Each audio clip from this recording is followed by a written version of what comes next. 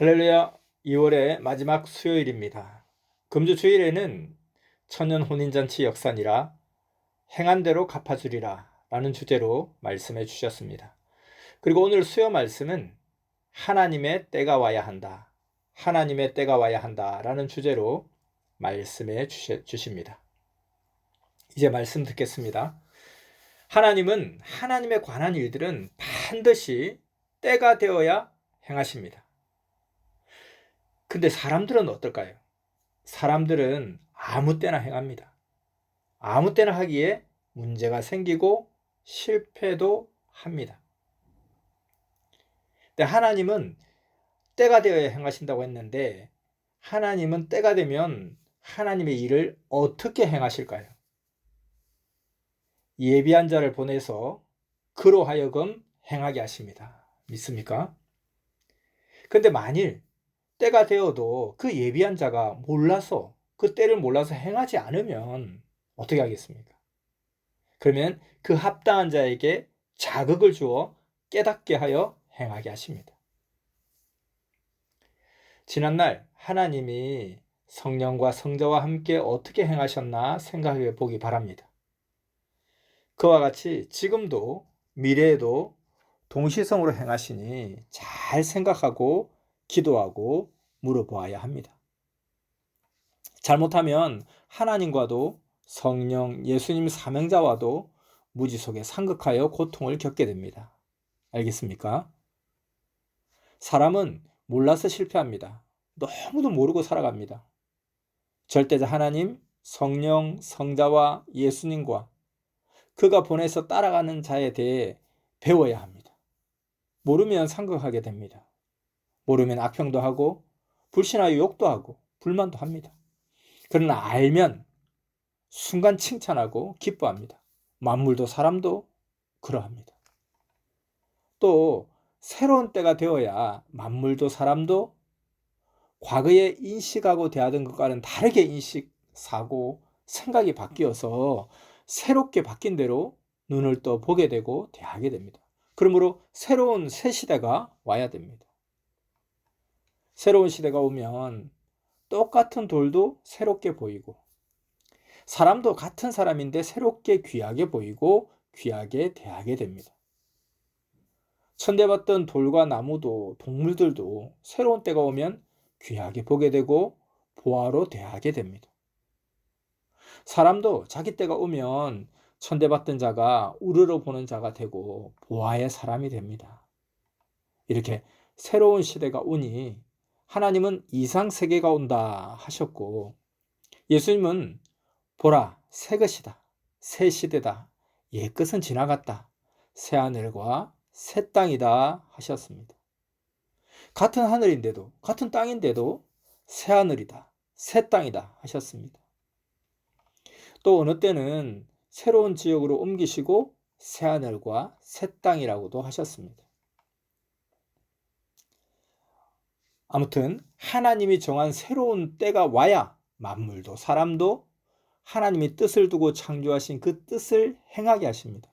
그전에는 정말 알 수가 없고 인식과 사고가 자물쇠가 되어 굳세게 잠겨 있습니다. 뇌의 자물쇠입니다. 이는 이 뇌의 자물쇠는 때가 되어야 하나님이 열쇠로 열어주십니다.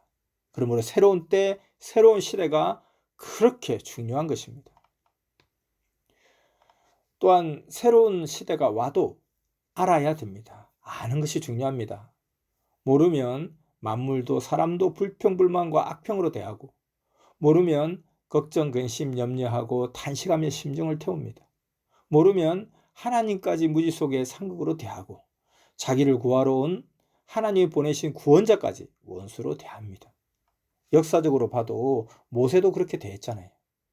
예수님 때도 그 시대 기다리던 자들이 예수님을 그렇게 대하였고 이 시대도 사회 세계나 종교 세계가 그렇게 대하고 있습니다.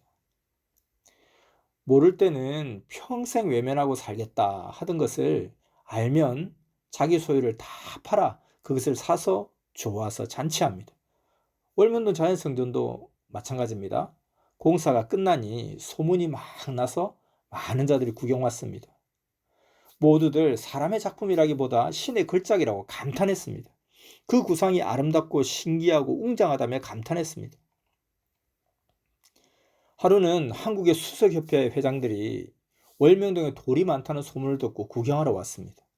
월명동의 조경과 큰 바위를 모두 보고 이 큰 바위도 큰 수석이다 하고 말하는 자가 있고, 또 어떤 자들은 어떻게 이같이 쌓았단 말인가, 쌓은 자가 누구냐, 웅장하고 신비하고 아름답다 하고 감탄하면서 놀라움을 금치 못하는 말을 남기기도 했습니다. 근데 그 중에 몇 명은 수석이 없다, 아쉽다 했습니다. 산수경석이라도 한 점 있으면 다 갖췄네 할 것인데 수석이 한 점 없어 아쉽다 하고 돌아가는 사람도 있었습니다. 이 말을 듣고 선생님은, 아니 내가 여기를 수석공원으로 꾸민 것이 아닌데 자기 좋아하는 것도 없다고 아쉽다고 하다니, 아니 하나님이 좋아하시는 것만 갖추면 됐지, 이런 생각을 했습니다. 어쨌든 그 수석가들로부터 마음 상하는 말을 듣고 나서 며칠 뒤에 선생님은 월명동 성전 건축 예술가들 5-6명에게 수석 이야기를 해주면서 수석가들이 수석 하나 없다고 아쉬워했다. 산수경석 하나만이라도 있으면 아쉬움이 없이 좋아하고 만족했을 텐데 우리 산에 가서 산수경석 하나씩 주워다 놓자 했습니다.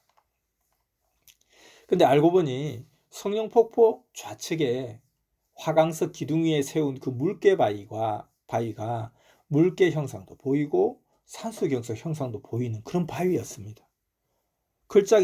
너무 걸작인데 높은 데 있어서 수석가들이 그걸 못 본 거예요.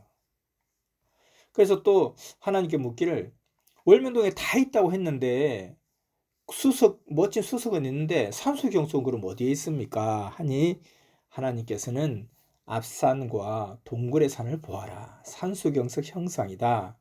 이런 산수경석이 아니라 대걸작이다.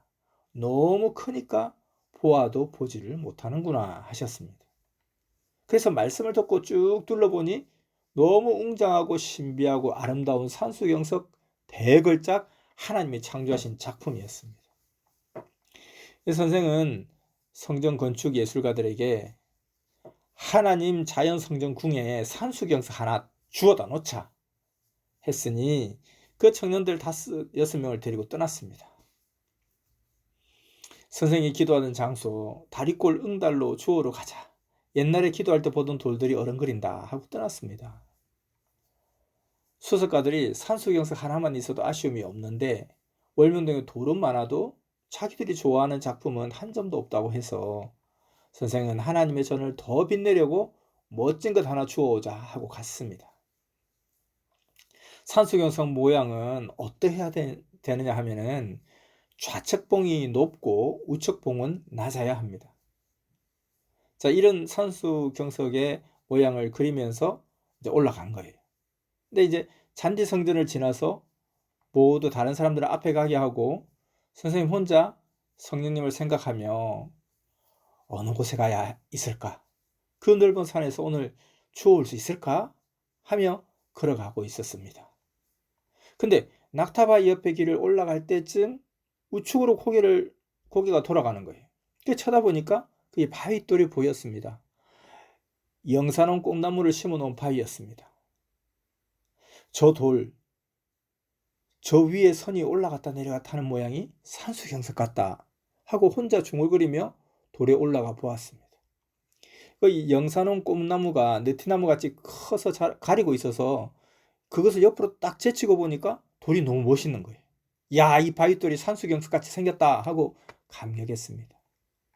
그래서 성령님께 이것도 산수경석이 될 수 있지요? 하고 물으니 아무런 답이 없는 거예요. 말없이 성령은 선생님을 통해 은밀히 행하신 것입니다. 아까부터 선생을 감동시켜서 산수경석을 주워로 오게 하신 것입니다. 은밀하게 감동시켜 보게 하신 것이었습니다. 앞에 간 자들 그래서 막 불러서 모두 오라고 했습니다. 그리고 돌 옆에 그 영산홍을 다 캐냈습니다. 그러고 나서 바위돌 전체를 보니 정말 산수경석 대걸작이었습니다. 너무 높이가 낮아서 좌우 흙을 다 파내보고 바위를 더 드러내 보았습니다. 이것을 한 4, 5일 동안 공사해서 잘 완성해 놓으니까 이게 길이가 12m도 되고 높이가 1m 이상 되는 정말 대걸작 산수경석이었습니다. 이 잔디밭 쪽으로 한 10m 정도 떨어져 거기 누워서 돌을 딱 이렇게 보면 형상이 더 뚜렷하게 보이고 뒤쪽에 낙타바위까지 그것이 겹쳐 보이면서 마치 산맥같이 웅장도 하고 아주 그야말로 비경이 되었습니다. 앞서 말씀한 같이 하나님은 때가 되니 성령으로 밝히시고 예수님도 결국 이때 작품을 밝힌 것이었습니다. 이와 같이 하나님은 때가 와야 숨긴 것들을 드러나게 하십니다. 이 바위돌은 선생과 동네 사람들이 늘 밟고 다니는 길바닥에 있었습니다. 선생은 지게를 지고 다닐 때 이 돌이 걸린다고 그렇게 불만이 많았었습니다. 밟으면 미끄러지고 또 지게다리가 돌에 걸려서 짐을 지고 하다 넘어지기도 했습니다. 어느 때는 그래서 너무 화가 나가지고 이놈의 돌 그냥 쇠망치를 가져다가 깨 부숴버리면 속이 시원하겠다 했지만 돌이 너무 커서 깰 수가 없었습니다. 이렇게 60년 동안 속 썩이고 걸리적거리고 불편하게 한 그 바위였던 거예요. 한때는 이 돌 옆에 곡식짐을 얹은 지게를 세워놓고 그것을 누워서 쉬는 곳으로도 썼습니다. 그렇게 하니까 좀 돌이 그전보다 좀 덜 미워졌습니다. 근데 이제 걸리적거리고 불편하다고 깨 부숴버리려고 했을 때는 미워 짓밟아도 시원치 않고 욕을 해도 마음이 풀리지 않았던 그런 돌이었습니다. 그 길바닥에 있는 돌, 불편하여도 어떻게 할 수가 없어서 그냥 달 수밖에 없었던 그 돌이었습니다. 좌우 길 옆에는 곡식밭이 있어가지고 밭주인이 길을 돌려서 내주지 않는 거예요. 그 돌을 넘어가야 되는 겁니다. 너무 야박했지만 그럴 수밖에 없죠. 근데 지금은 이제 이 모든 일대가 우리 땅이라 낙타바위 쪽으로 돌려서 길을 냈습니다. 그전에는 그 돌 위로 지나가야 되는 거예요. 이 산수경석 바위 양옆으로는 다 밭이었기 때문에 길을 낼 수 없었던 것입니다. 이같이 천대받고 짓밟히던 돌이 새시대 하나님의 때가 되니 뒤바뀌어 대걸작이 되었습니다. 이렇게 하나님의 때가 되고 새 시대가 되어야 하나님의 때가 되고 새 시대가 되어야 하나님이 창조한 돌도 나무도 환경도 사람도 모두가 빛을 발하게 됩니다. 믿습니까? 천대받은 자들도 귀하게 쓰임받고 돌, 나무, 물, 골짜기까지 그리 됩니다. 새하늘과 새 땅의 시대가 와야 됩니다. 그러므로 자기 자신도 마찬가지예요. 자기를 불만하게만 여기지 말라는 것입니다. 환경을 불평하지만 말라는 것입니다. 자기도 다른 존재물들도 때가 되면 귀하게 보와 같이 됩니다. 이 산수경석을 파서 드러내놓고 수석가들에게 딱 보이니까 돌도 좋고 대걸작이라고 하면서 참 멋지다. 월명동 다 갖췄다 하고 감탄했습니다. 그런 수석가들의 말을 듣고 선생의 마음을 속상하게 해서 이같이 하나님이 발견하게 하신 것입니다.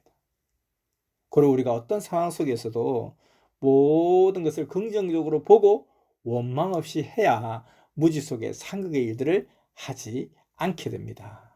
잘 알겠습니까? 이같이 하나님은 이미 다 아시고 다 갖추어 놓았습니다. 이것은 찾아낼 수 없는 시대에는 전혀 생각할 수가 없었습니다. 때가 와야 뒤바뀝니다. 악평했던 돌도 하나님의 때가 오면 눈을 열어 보게 하시니 똑같은 돌이 뒤바뀌어 보인 것입니다. 사람도 그럽니다. 때가 오면 천대받고 악평의 대상이었던 자도 달리 보입니다. 산수경석을 발견하고서 가장 불만하고 해가 된다고 했던 선생이 오히려 가장 더 좋아하고 기뻐했습니다. 낙타바위도 그렇습니다. 밭주인이 밭을 갈 때 걸린다고 천대하고 걸리는 곳을 그냥 망치로 깨던 그런 바위돌이었습니다. 근데 하나님의 때가 되기 전에는 천대받고 욕을 먹던 돌이고 사람들이 짓뭉개던 돌입니다. 그런데 때가 되니 어떻게 됐습니까? 하나님이 저 돌 캐봐라 하셔서 캐서 보니 낙타 형상의 바위로 귀하고 귀한 대걸작이었습니다. 하나님이 창조하신 대걸작 바위 작품입니다. 하나님이 이렇게 때가 되어 이상세계 역사를 하시면 천대받고 업신여김을 받던 돌, 나무, 사람도, 또 고통을 준다 생각하고 원수같이 대하던 돌, 나무, 사람도 달리 쓰게 되니 귀하게 쓰이게 됩니다.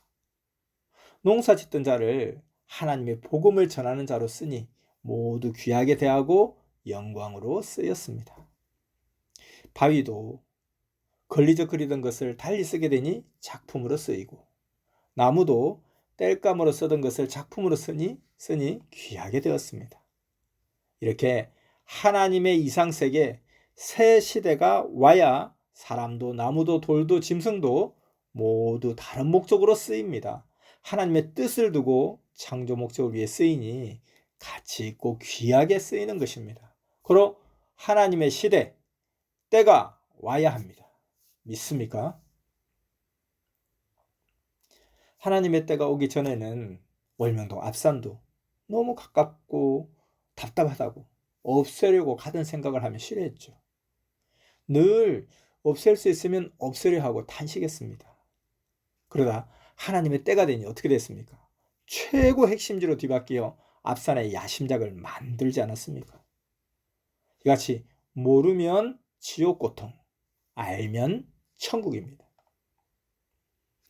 월명동 골짜기도 마찬가지죠. 개발 전에는 월명동 골짜기에 살게 되었다고 그렇게도 울며 탄식했습니다. 이 골짜기에서 나가야 내 삶이 천국이 된다 했습니다. 그러나 결국 하나님의 때가 되니 그것이 제일 좋아서 개발하게 됐던 것입니다.